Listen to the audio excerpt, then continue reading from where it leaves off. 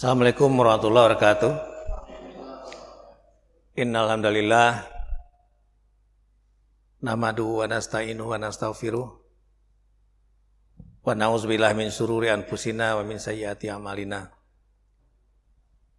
May yahdihillahu fala mudhillalah wa may yudlil fala hadiyalah. Asyhadu an la ilaha illallah wahdahu la syarikalah wa asyhadu anna Muhammadan abduhu wa rasuluh. Allahumma sholli ala Muhammadi wa ala alihi wa sahbihi. Rabbi shrah li sadri wa yassir wahlul 'uqdatam min lisani yafqahu qawli. Pak Haji Juliar yang dirahmati Allah, Pak Bangun, Pak Rudi dan Bapak Ibu sekalian. Pertama-tama kita menyampaikan syukur kepada Allah Ta'ala. Pada hari ini, Pak Habib diam dulu. Tanggal berapa hari ini Pak, Bu?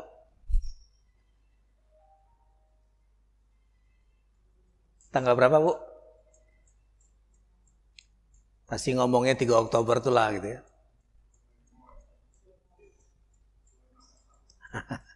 Pak Haji benar 26. Kalau sekarang 26 Safar, artinya kira-kira 15 hari lagi insya Allah kita akan melakukan biasanya di masjid-masjid lakukan renungan sih.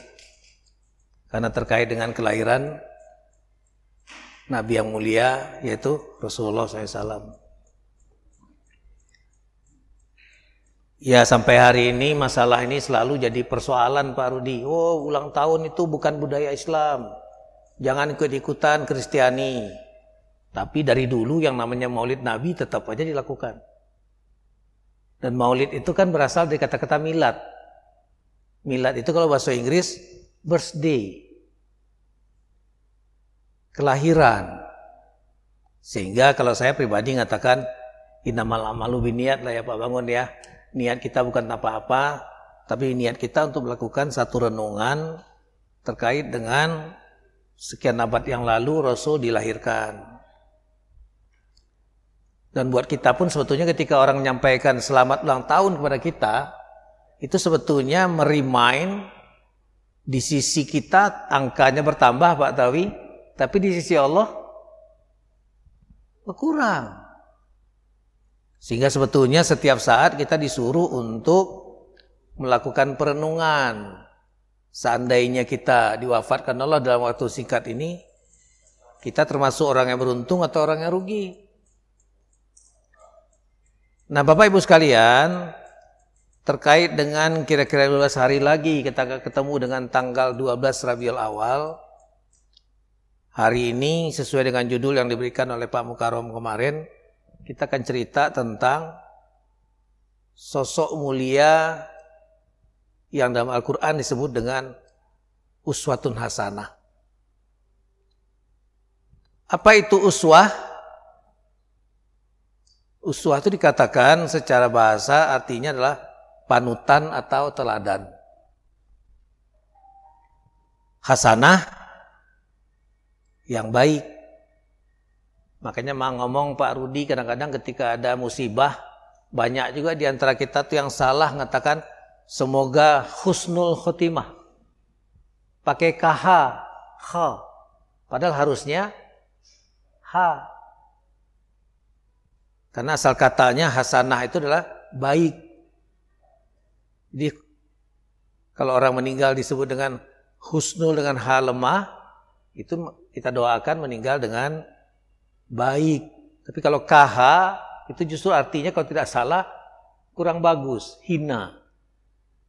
Jadi hati-hati kita dalam berbahasa. Dan kalau saya pribadi, kalau orangnya sudah meninggal, sebetulnya yang kita lakukan adalah mendoakan. Semoga Allah terima amalnya, semoga Allah ampunkan kesalahannya, mudah-mudahan keluarganya tetap tabah. Tidak cocok lagi kalau orang sudah meninggal kita katakan semoga husnul khotimah. Orang sudah meninggal. Justru sebelumnya. Itu kebiasaan kita hari-hari. Nah jadi husnul khotimah, uswatun hasanah adalah artinya adalah teladan yang baik. Saya coba-coba utik-utik di dalam Al-Quran, itu ada 3 ayat yang terkait dengan kata-kata uswatun hasanah itu. Pertama di Mumtahanah ayat 6 kalau tidak salah. Yang kedua Mumtahanah ayat 8. Tapi dua-duanya bercerita tentang Nabi Ibrahim. Sementara satu lagi di Al-Ahzab 21, nah itu yang terkait dengan Rasulullah. Laqad kana lakum fi Rasulillahi uswatun hasanah liman kana yarjullaha wal yaumil akhir wa zakarullaha katsira. Sesungguhnya pada Rasulullah terdapat teladan yang baik bagi orang yang mengharapkan rahmat Allah dan kedatangan hari kiamat. Dan dia banyak menyebut Allah. Wa zakarullaha katsira. Jadi kalau kita bicara uswatun hasanah sekarang, yang topik kita adalah tentang Rasulullah. Yang menarik memang dua kata-kata uswatun hasanah lainnya dalam Al-Quran itu terkait dengan Nabi Ibrahim. Jadi memang menarik dalam tahiyat kita pun, Allahumma sholli ala Muhammad wa ala ali Muhammad kama sholaita ala Ibrahim. Karena memang dikatakan bapaknya teologis, monoteis, bapaknya tauhid. Ketika Rasulullah melakukan perjalanan Mi'raj, itu juga dikatakan di langit ketujuh itu adalah posisi dari Nabi Ibrahim. Nah, kembali ke sini uswatun hasanah. Rasul dikatakan uswatun hasanah, kenapa? Beliau punya tugas. Apa tugas Rasul sebagai uswatun hasanah? Sebagai contoh yang teladan itu, Allah mengatakan di surah Al-Anbiya ayat 107, wa ma arsalnaka illa rahmatan lil alamin. Jadi Rasul itu punya tugas untuk membawa rahmat bagi semesta alam. Bukan cuma untuk umat Islam, tapi untuk keseluruhannya. Allah di surah Al-Fatihah mengatakan alhamdulillah, segala puji bagi Allah Tuhan semesta alam.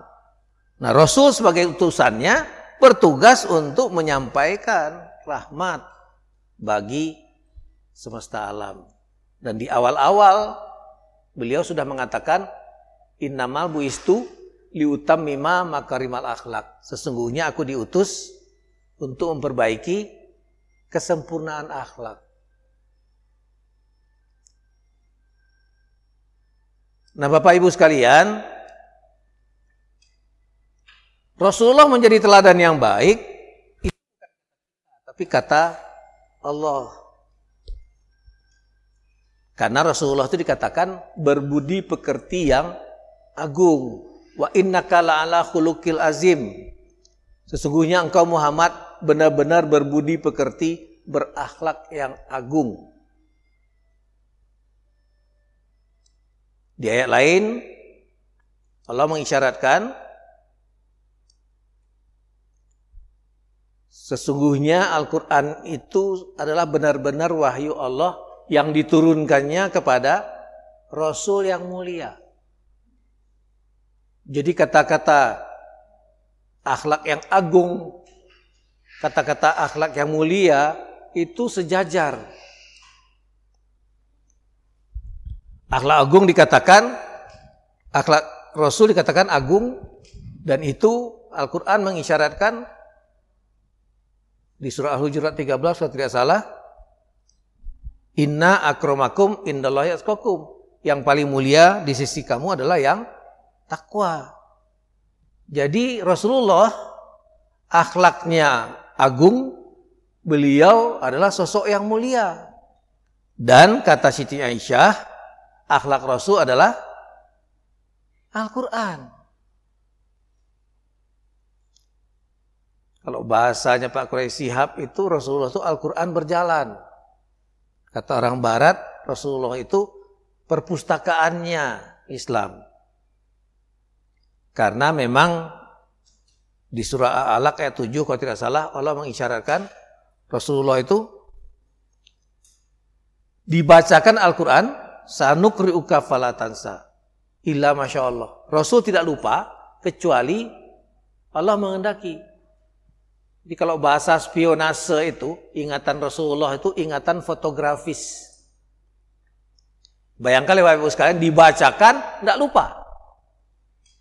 Kita waktu kuliah dulu Pak Rudi ketika mendengarkan dosen menyampaikan materi, belum tentu 10% yang kita tangkap ketika mendengar langsung. Kapan nambahnya? Diulang-ulang lagi di rumah, di perpustakaan. Tapi Rasulullah dikatakan Allah, dibacakan Al-Quran, tidak lupa.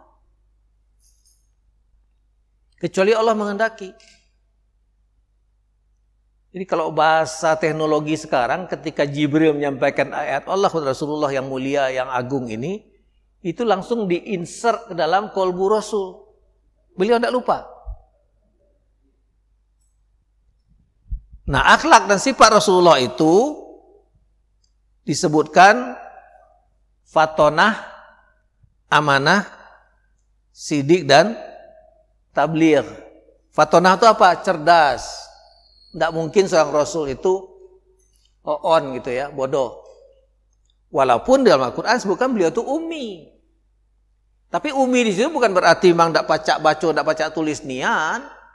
Tapi awal-awal turunnya wahyu, Rasul memang dalam kondisi tidak bisa membaca yang tertulis. Tapi sebagaimana orang-orang Arab lainnya, ingatan Rasul sangat luar biasa. Saya doakan Bapak-bapak dan Ibu sekalian nanti suatu waktu bisa berziarah ke Masjidil Aqsa. Amin. Di situ anak-anak Palestina bangun 6 tahun, 7 tahun. Itu rata-rata pertama wajahnya ganteng gitu ya, yang laki-laki, yang perempuan cantik-cantik. Kedua otaknya itu luar biasa, menghafal Al-Quran itu luar biasa.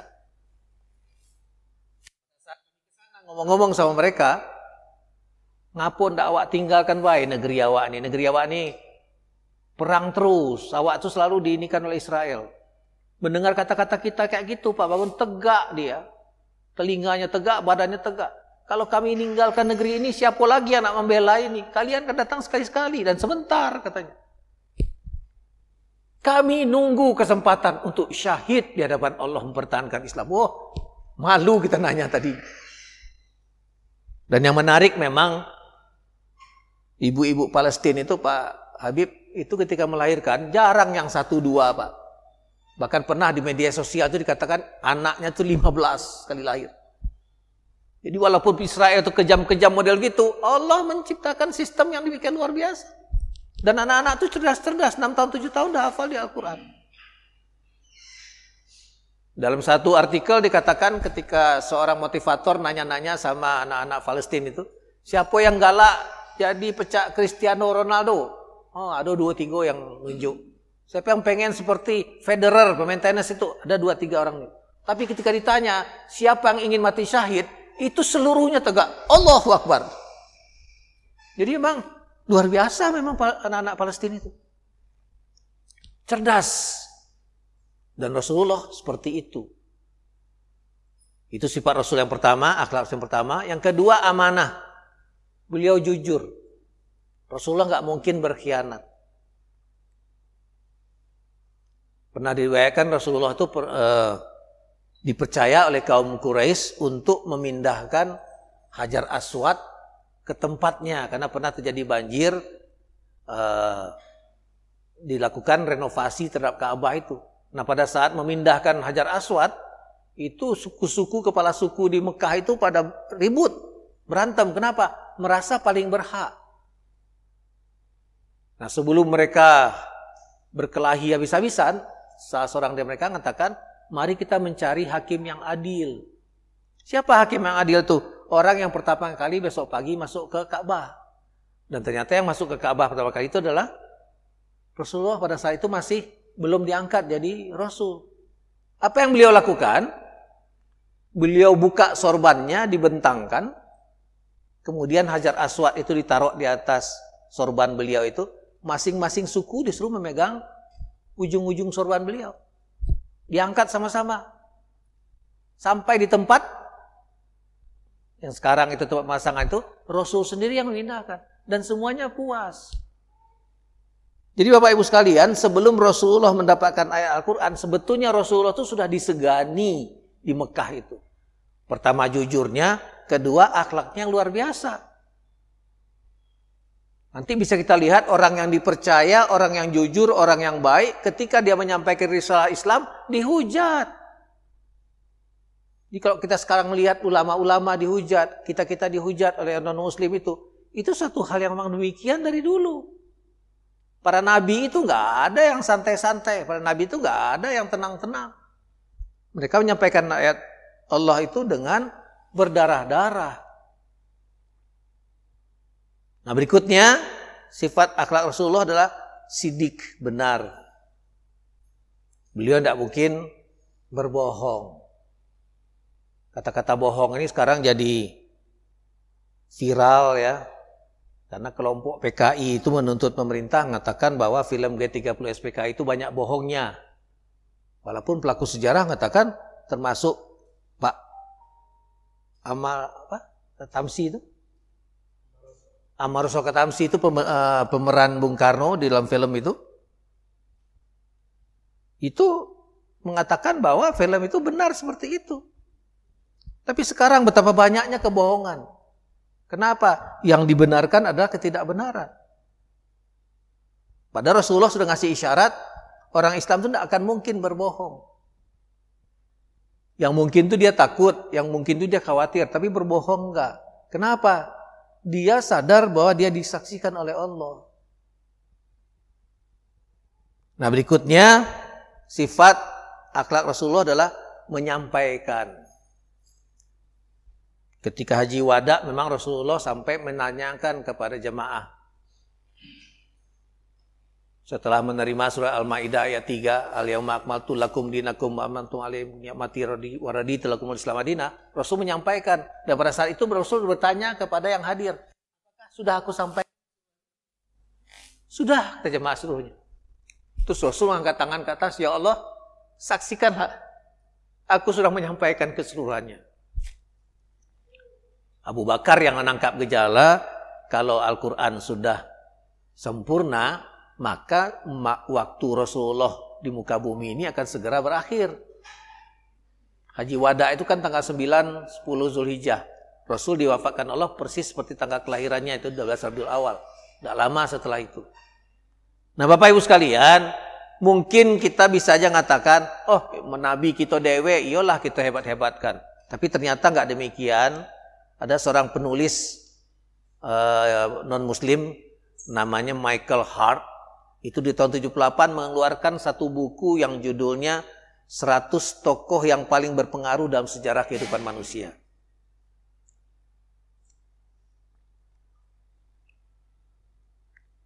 Nah di dalam buku itu Michael Hart menempatkan Rasulullah sebagai yang nomor 1.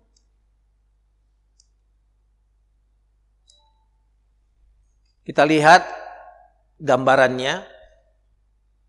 Di nomor 100 itu ditempatkannya Niels Bohr. Niels Bohr itu seorang yang menemukan model atom. Kemudian di atas itu nomor 10 ditempatkannya Albert Einstein, penemu teori relativitas. Di atas itu lagi dia menempatkan nama seorang Christopher Columbus. Menurut orang Barat disebutkan yang menemukan benua Amerika. Tapi kalau dalam sejarah Islam sebetulnya orang Islam sudah datang duluan ke situ. Yang ke-8 itu Johann Gutenberg. Johann Gutenberg itulah orang yang menemukan mesin cetak di tahun 650-an Masehi. Semasa dengan itu, di ranking ke-7 disebutkannya Tsai Alun. Tsai Alun ini orang Cina yang menemukan teknologi pembuatan kertas. Jadi memang Pak Habib sebetulnya secara logika sebelum tahun itu memang tidak ada yang namanya buku lengkap seperti Al-Quran yang tercetak di atas kertas itu. Kenapa? Sebelum-sebelumnya orang taunya untuk merekam catatan tulisan itu adalah di kulit binatang atau kulit kayu atau dituliskan di dinding-dinding. Kemudian Saint Paul. Nah, Saint Paul ini yang belakangan memang disebut Paus. Kemarin-kemarin sempat rame ketika Yahya Waloni mengatakan bahwa Bible itu banyak bohongnya. Jauh sebelumnya sebetulnya Ibu Irene Handono sudah ngomong. Karena penetapan Paus sebagai Tuhannya orang Kristen itu bukan di awal-awal. Kita menghitung tahun itu kan dengan Masehi. Masehi itu apa? Kelahiran Nabi Isa. Artinya Nabi Isa kelahirnya tahun 1, ya sekarang 2021 gitu ya Masehi. Tapi sebelum-sebelumnya, kalau kita lihat dalam Al-Quran, surat Shaf ayat 6 kalau tidak salah, itu Allah mengatakan di situ, Nabi Isa itu mengatakan kepada Bani Israel bahwa aku diutus untuk Bani Israel saja. Setelah aku akan ada seorang Nabi yang namanya Muhammad. Dengan dasar itulah Pak Yahya Waloni mengatakan bahwa ya Bible itu bohong. Tidak ada ayat-ayat di Bible itu yang mengatakan bahwa Nabi Isa itu adalah Tuhan. Dan tidak ada kata-kata yang mengatakan sembahlah aku. Makanya kalau Bapak dan Ibu ngikuti YouTube-nya Pak Zakir Naik, itu selalu dengan kenceng dia ngomong itu. Kalau ada yang nemukan dalam Bible itu, Nabi Isa mengatakan bahwa aku adalah Tuhan, sembahlah aku, hari ini aku pindah jadi Kristiani, kan gitu katanya. Dan ternyata alhamdulillah sampai hari ini nggak ada yang bisa mengeluarkan itu. Dan Zakir Naik sendiri itu udah dicari-cari untuk dibunuh. Dia nggak boleh pulang ke India. Tapi kita bersyukur punya beliau karena beliau itu murid terbaik dari Ahmad Didat. Ahmad Didat itu yang mau ngomong dengan izin Allah sama seperti Pak Zakir Naik. Beliau bukan cuma hafal Al-Quran, tapi beliau juga hafal Bible. Bahkan konon kabarnya beliau juga hafal sebagian dari Tripitaka, kitabnya orang Buddha ya. Kalau Hindu apa bukannya? Weda. Dengan izin Allah orang-orang begitu ternyata diberikan kemampuan yang luar biasa. Makanya kalau beliau ceramah, orang Kristiani nggak bisa ngomong. Karena dia bisa ngomong surat Matius ayat sekian. Seperti Pak Adi Hidayat kalau ngomong Al-Quran kan, surat sekian, sekian, halaman sekian. Nah, Pak Zakir Naik itu justru bukan hanya Al-Quran saja, tapi Bible. Sehingga banyak orang-orang Kristiani setelah mendengarkan ceramah beliau itu bersyahadat. Nah berikutnya,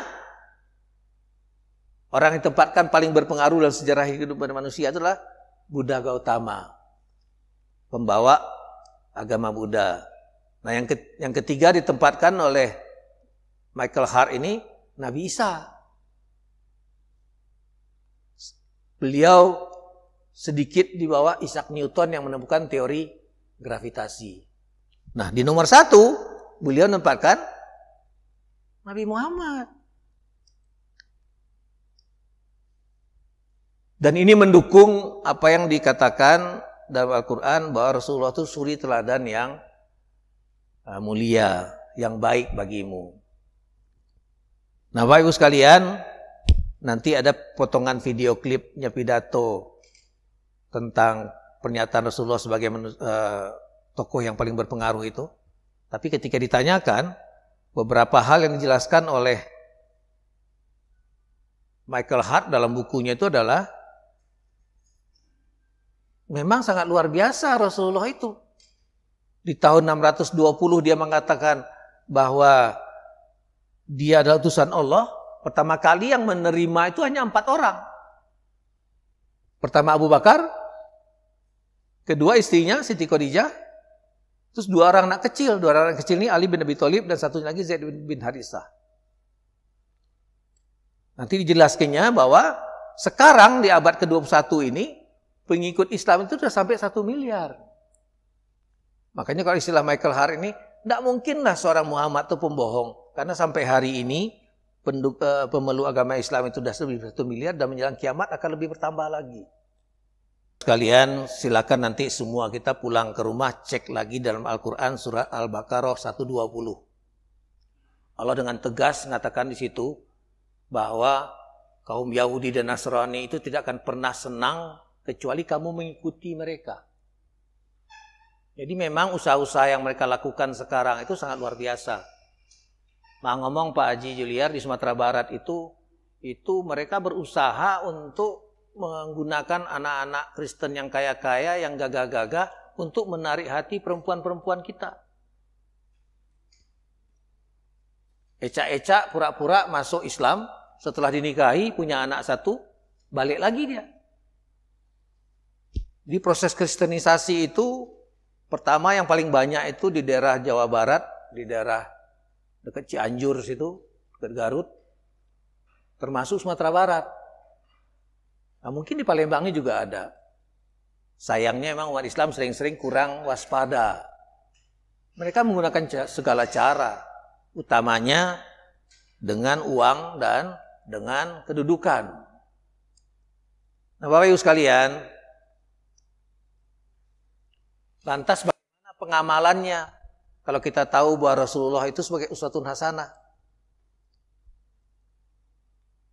Bahwa Rasulullah itu sebagai contoh teladan. Dan kita minimum sehari semalam bersyahadat 9 kali. Subuh sekali, zuhur, asar, maghrib, isya 2 kali. Minimal. Kalau yang kita lakukan cuma sholat wajib saja. Tapi kalau ditambah lagi dengan rawatib, sebanyak 12 rakaat, itu tambah lagi 6. Kalau kita tambah lagi dengan tambah lagi 4. Witir, tambah lagi 1. Lakukan duha, kalau 2 rakaat 1 kali, 4 rakaat 4 kali. Apalagi kita lakukan juga tahiyatul masjid, nambah lagi. Jadi berulang-ulang kita membaca, bersyahadat kepada Rasulullah, itu sebetulnya apa? Untuk internalisasi, untuk dimasukkan ke dalam kolbu kita. Asyhadu alla ilaha illallah, tidak ada Tuhan kecuali Allah. Konsekuensinya kajilah Al-Quran. Wa asyhadu anna Muhammad Rasulullah. Dan kita bersaksi bahwa Rasulullah itu Nabi dan utusan Allah. Konsekuensinya adalah kaji sunnah Rasul.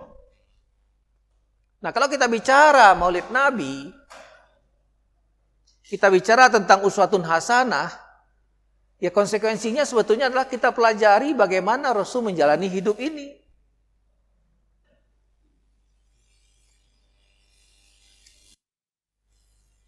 Nah, ini surah Al-A'la ayat 67 Allah mengatakan sanukri'u fala tansa, dan kami bacakan Al-Qur'an kepadamu tidak akan lupa.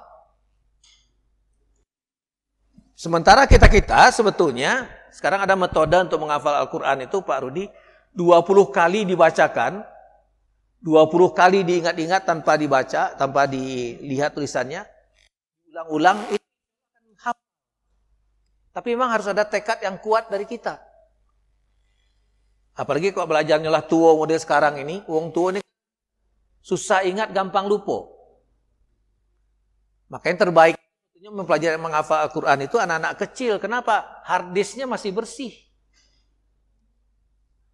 Saya nggak tahu lupa Pak Khairil, di Al-Furqan ini tamat SD target hafal Qurannya berapa juz? 5. Target anak-anak menghafal Al-Quran di SD Al-Furqan itu 5 juz. Tapi saya yakin banyak di antara mereka itu yang hafal 10, 15, bahkan sampai mungkin 30. Kenapa? Otaknya masih bersih. Kalau kita yang tua-tua ini, siko ayat menghafalnya 3 hari, 4 hari, jingok maksiat hilang. Kenapa? Ya kita terganggu dengan itu. Anak-anak kecil itu luar biasa dengan izin Allah. Walaupun mungkin lidahnya masih cadel, tapi dia udah bisa ngucapin. Nah, Bapak Ibu sekalian, kalau kita mengatakan kita akan mengikuti Rasul, itu memang perintah dari Al-Quran. Katakanlah, jika kamu benar-benar mencintai Allah, ikutilah Muhammad. Niscaya Allah mengasihi dan mengampuni dosa-dosamu. Allah Maha Pengampun lagi Maha Penyayang. Rasulullah memang berpesan kepada kita, taraktu fikum amrayni man tamsakum bihima lan tadilu abada. Pegang dua hal dari aku, kamu tidak akan tersesat selama-lamanya. Dua hal itu adalah Al-Quran dan Sunnah. Nah, jadi memang mempelajari Al-Quran dengan Sunnah Rasulullah itu adalah long life learning. Pelajaran sampai selama kita hidup. Tidak pernah ada waktu berhentinya. Dan jangan pernah merasa sudah cukup. Seorang imam Abu Hanifah kalau tidak salah dalam riwayatnya itu pernah mendapatkan pelajaran dari seorang anak kecil. Suatu waktu beliau jalan ketemu dengan anak kecil itu naik make bakia sendal kayu itu. Nah, oleh Imam Abu Hanifah ditegur dia, "Nak, hati-hati pakai sendal itu ya, kagak kau nyampak." Anak kecil itu tersenyum, ngomong sama si imam, "Terima kasih imam. Kalau boleh tahu aku bapak siapa?" Bukan dia belum memanggil imam awalnya. "Kalau boleh tahu bapak siapa?" "Aku Abu Hanifah." "Oh, ternyata bapak adalah ulama yang terkenal itu ya. Boleh enggak aku berpesan dengan bapak?" "Apa pesan kau, nak?" "Hati-hati dengan ilmu bapak. Jangan sampai ilmu bapak membawa bapak kepada murkanya Allah." Oh, nangis. Terdiam Imam Abu Hanifah mendengar nasihat anak kecil itu. Ali memang mengatakan unzur makola wala tanzur man kola. Dengarkan apa yang disampaikan, jangan melihat siapa yang menyampaikan. Jadi peringatan Allah bisa saja datang lewat siapa saja. Dan kita jangan pernah merasa sudah cukup. Jangan merasa sombong dengan apa yang sudah kita ketahui. Nah, jadi sampai mati, kajilah Al-Quran, pelajarilah sunnah. Insya Allah dengan begitu, kita akan memenuhi janji asyhadu an la ilaha illallah wa asyhadu anna muhammadar rasulullah itu. Bapak Ibu sekalian, di khotbah Jumat yang kedua, itu selalu menjadi rukun ya Pak Khairil ya, untuk menyebutkan ayat ini. Innallaha wa malaikatahu yusholluna ala nabi ya ayyuhallazina amanu shollu alaihi wasallimu taslima. Sesungguhnya Allah dan malaikat-malaikatnya bersolawat untuk nabi.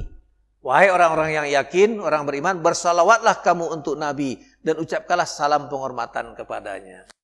Nah, jadi kalau kita betul-betul konsisten dengan omongan kita, harusnya kita memang persiapkan diri untuk benar-benar meniru Rasul dalam segala hal.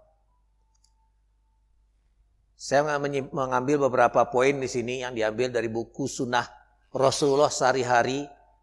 Tulisnya Abdullah bin Hamaud Al-Furaih, penerbitnya Pustaka Al-Kausar, setebal 272 halaman.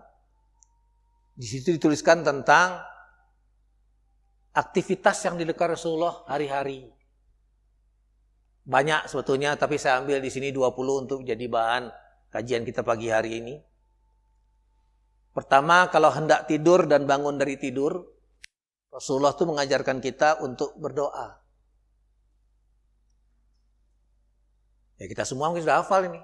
Mau tidur kita berdoa, Bismika Allahumma amutu wa ahya. Atau di hadis lain, Bismika Allahumma ahya wa bismika. Ya Allah, dengan asmamu kami hidup, dengan asmamu kami mati. Karena boleh jadi tidur kita itu adalah tidur yang terakhir. Tapi ketika kita dibangunkan oleh Allah, Rasul mengajarkan kita juga untuk berdoa. Alhamdulillahillazi ahyana ba'da ma amatana wa ilaihin nusur. Segala puji bagi Allah yang telah menghidupkan kami setelah mematikan kami.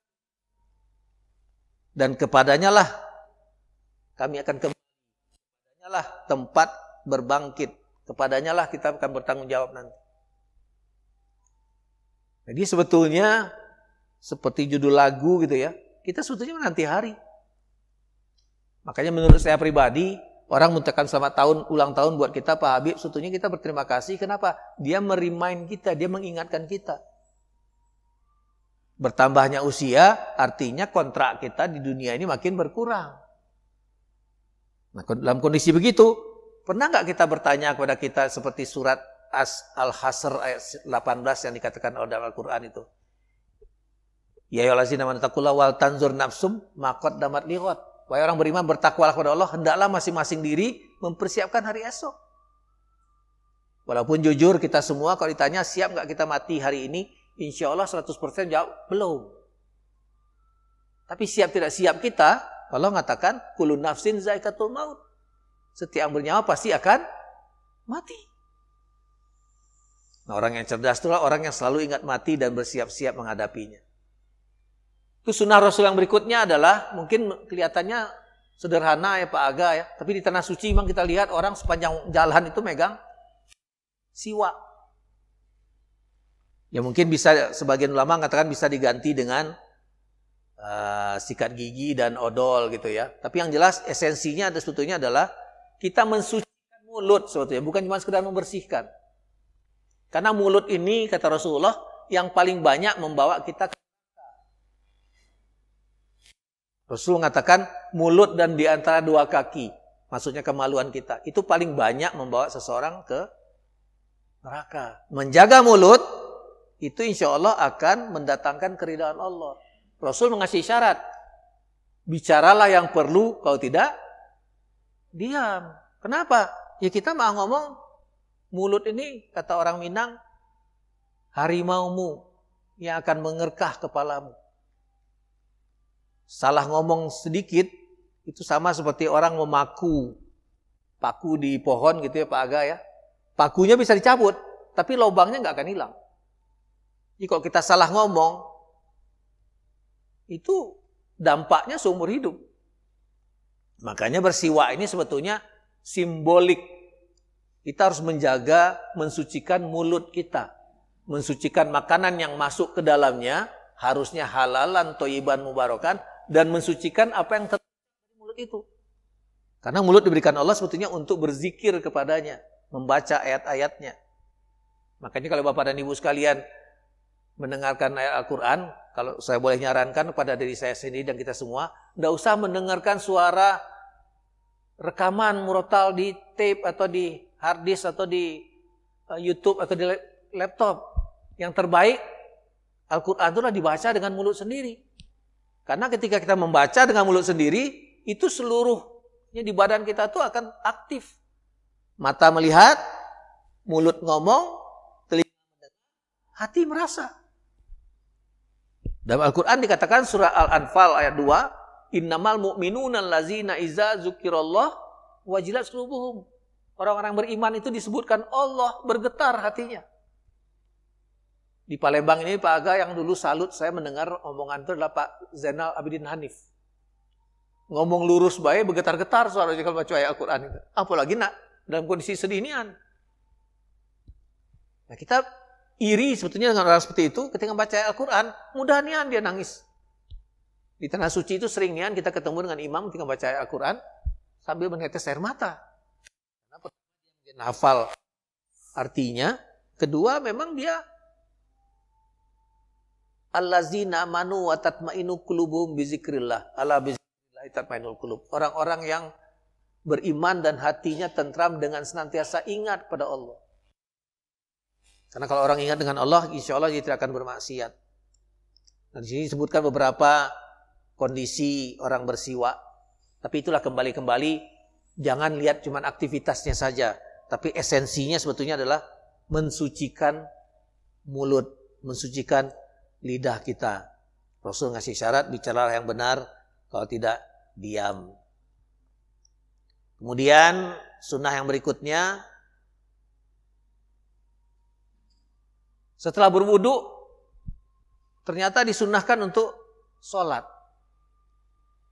Bahkan ketika Rasulullah Mi'raj, beliau dikatakan mendengar suara sendalnya Bilal di surga.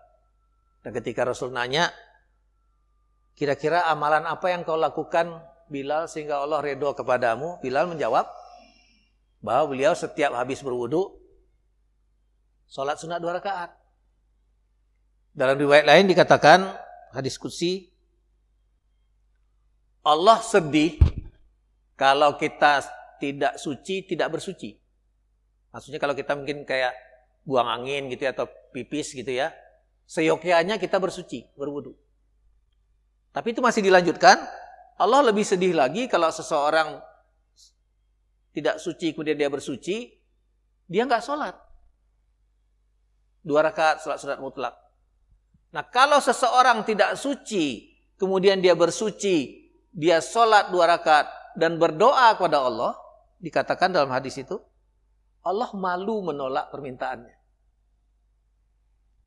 Ya ngomong saya dan kita semua barangkali masih belum sampai di level itu. Tapi mungkin mulai hari ini kita coba, setiap kali kita tidak suci, bersucilah segera. Terus setelah bersuci, sholatlah 2 rakaat.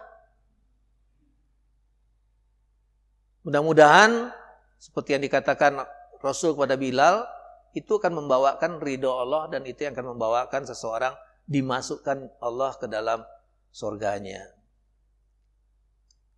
Nah, berikutnya Qiyamul Lail. Kalau ini mungkin sudah biasa ya kita di surah Bani Israil ayat 78 Allah mengatakan wa minal laili fatahajjat bihi nafilatan lak asa ayyabasaka rabbuka maqaman mahmuda. Salat tahajud dikatakan sebagai tambahan ibadah. Tapi kalau itu kita lakukan, kata Allah, Allah akan menempatkan kita di tempat yang terpuji. Yang saya tahu Rasulullah sejak awal-awal kerasulan, setelah menerima surat Al-Muzammil, beliau tidak pernah meninggalkan sholat tahajud. Nah, kita barangkali sholat tahajud kalau ada kendak baik. Oh, kalau ada kendak luar biasa, setelah dapat kendak tidak lagi. Padahal Allah ngasih isyarat bahwa itu seperti tambahan amal bagi kita. Dan berdoa pada waktu malam hari itu ternyata luar biasa. Karena seolah-olah tidak ada yang menghambat langsung kepada Allah. Rasul bersabda, puasa yang paling afdol setelah puasa Ramadan adalah puasa bulan Muharram.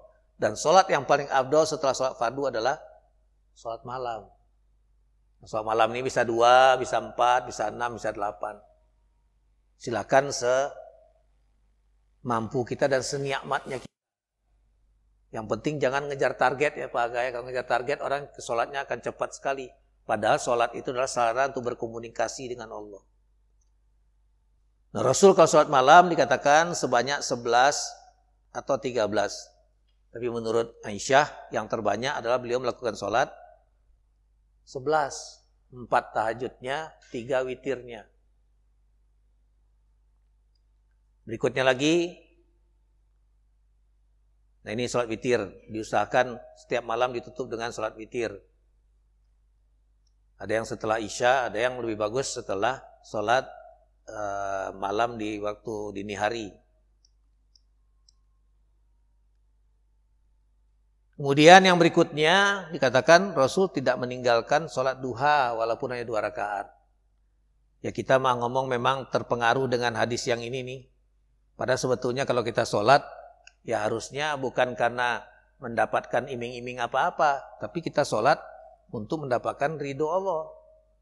Kalau Allah berkenan memberikan kita rezeki, dimudahkan gara-gara kita sholat, itu hak Allah. Tapi jangan sampai kita merasa hak kita. Ketika Allah nggak ngunjuk, marah-marah dengan Allah. Berikutnya lagi, saya cepetin karena waktu. Bersiam 3 hari di tengah bulan. Makanya saya nyinyir Pak Aga nanyakan tanggal berapa hari ini. Karena kalau kita ingat tanggal Hijriah itu, kita akan ingat tanggal 13, 14, 15 itu. Tapi kalau ingatnya cuma Masehi, nggak ingat kita. Usahakanlah. Kalaupun tidak dapat 3 hari, ya 1 hari. Tapi bagi siapa yang sudah merutinkan, itu luar biasa itu. Karena Rasul mempraktekkan itu. Sungguh cukup bagimu berpuasa selama 3 hari dalam setiap bulan, sebab kamu akan menerima 10 kali lipat pada setiap kebaikan. Jadi kalau 3 hari, 3 kali 10, 30 sebulan. Setelah Ramadan pun dikatakan, barang siapa yang melakukan puasa Ramadan sebulan penuh, ditambah dengan 6 hari puasa Syawal, itu juga dinilai sama seperti puasa setahun. Tapi kembali kalau kita melaksanakan, jangan hitung-hitungan dengan Allah. Jangan merasa itulah suci. Silakan dicek nanti di surat An-Najm, surat 53 ayat 32. Allah mengatakan di situ, Fala tuzakku anfusakum huwa a'lamu biman ittaqo. Jangan katakan dirimu suci. Hanya Allah yang tahu siapa di antara kalian yang bertakwa.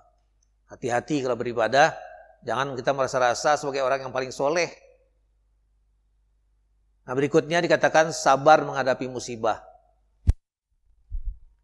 Ini surat Al-Baqarah 153 sampai 157 ya. Di tengah-tengahnya dikatakan di situ innalillahi wa inna ilaihi raji'un. Bahwa kalau ada sesuatu itu dari Allah dan akan kembali kepadanya. Menarik memang Bapak Ibu sekalian, kalau dalam Asmaul Husna Pak Habib kita lihat As-Sabur itu memang nomor 99 Pak. Karena ternyata untuk sabar itu sulit sekali. Itu enak dia omongkan kalau kita tidak mengalaminya. Kalau kita mengalaminya, kita lebih gilo lagi pada orang kita nasihati.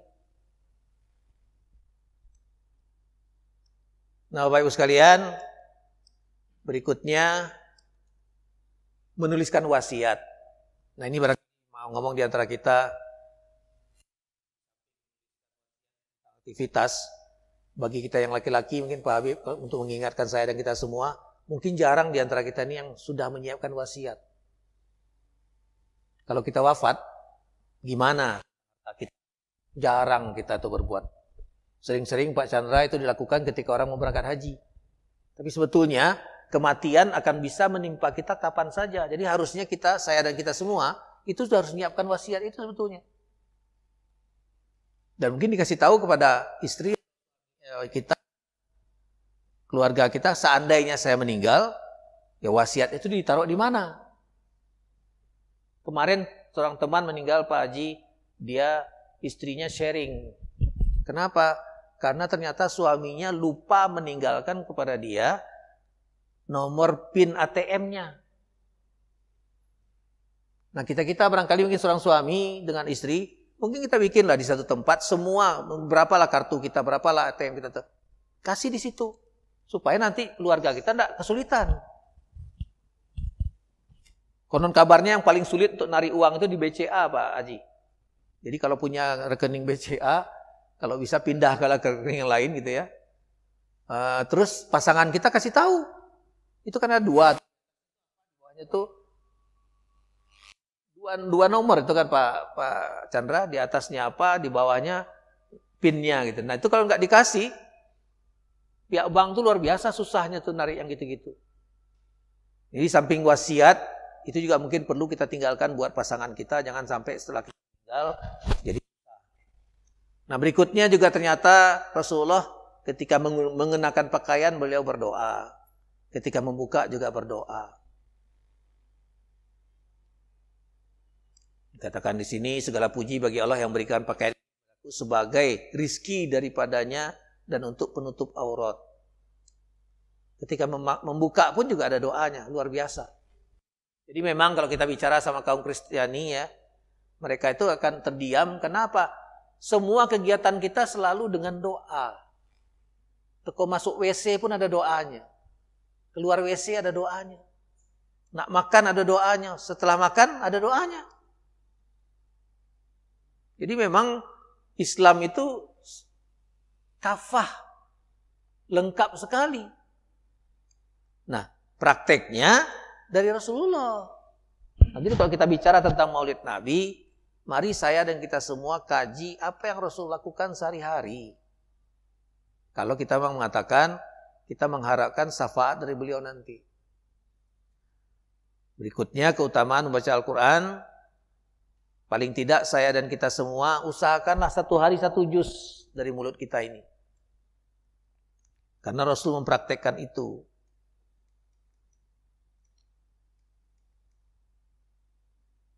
Mengikuti bacaan muazin itu juga ternyata luar biasa. Kemarin Pak Sarmidi ngirimkan itu rasanya di grup ya. Tolong dikoreksi saya nanti.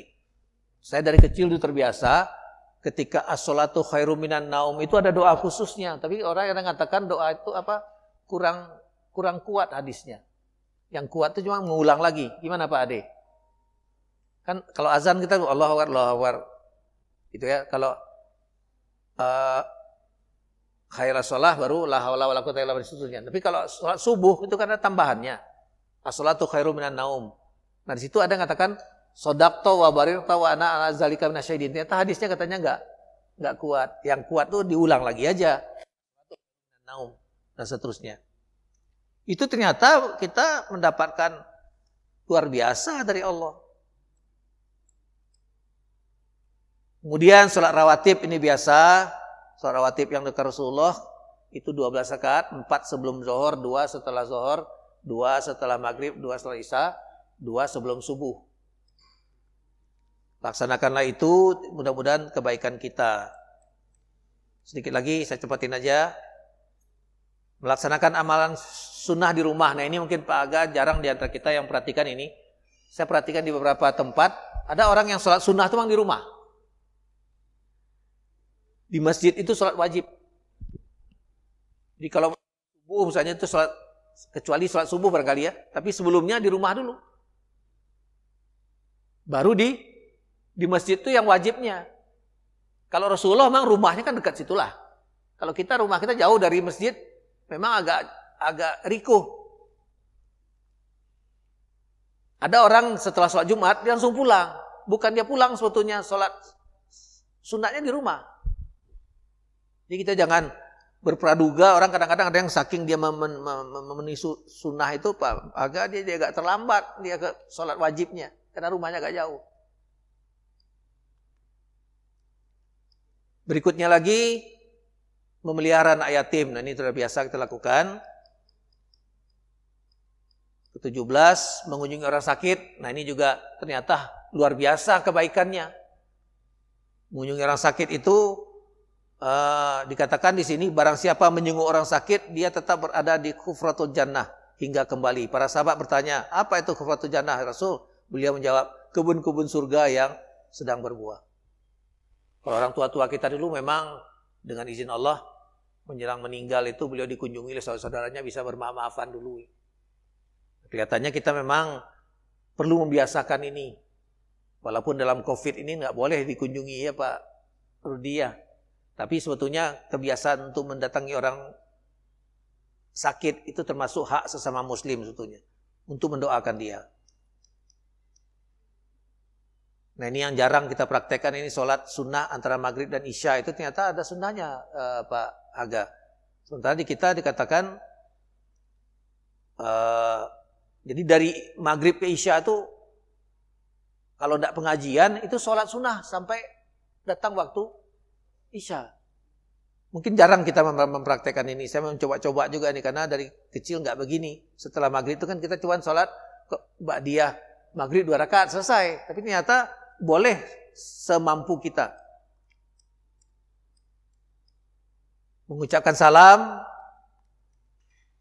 Yang terakhir, jangan perlihatkan wajah yang muram atau cemberut pada orang lain. Usahakanlah untuk memberikan wajah yang berseri-seri. Karena Rasul mengasih isyarat, senyum pun adalah sedekah. Karena menyenangkan buat orang lain. Sambil main-main kita juga katakan jangan senyum dewean, jiwang gilo. Tapi kita berusaha menyampaikan kebaikan pada orang lain. Nah, terakhir, ini yang di masyarakat kita, maaf bagi yang masih kecil ya, ini di masyarakat kita selalu jadi main-mainan nih Pak Aga. Kalau hari Jumat di grup-grup selalu mengatakan, "Oi, sepinian grup kita. Ini apa? Oh, menasakan sunnah Rasul." Nah, ini dikritik oleh Ibu Mama Dede. Marilah Bapak Ibu sekalian, di sisa usia yang masih diizinkan Allah, kita menyempurnakan aktivitas kita, mempelajari bagaimana Al-Quran itu dipraktekkan oleh Rasulullah, dengan harapan mudah-mudahan hidup kita mendapatkan rahmat dan ridho dari Allah SWT, dan kita semua diwafatkan Allah dalam keadaan husnul khotimah. Maaf terlebih dikit Pak Habib, tadi janji jam 9 selesai. Kemudian kita lanjutkan dengan kalau ada yang perlu diklarifikasi. Saya mohon maaf kalau ada yang keliru. Pada Allah saya mohon ampun. Wabillahi taufiq wal hidayah. Assalamualaikum warahmatullahi wabarakatuh.